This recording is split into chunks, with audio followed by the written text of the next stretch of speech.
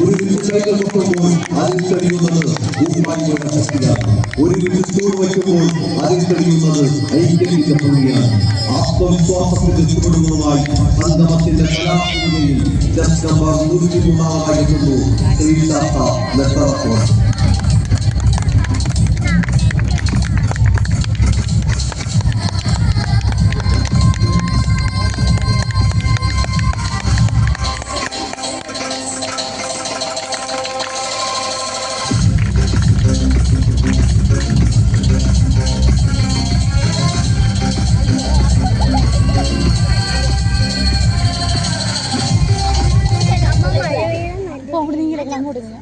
അങ്ങോട്ട് പോകുന്നു.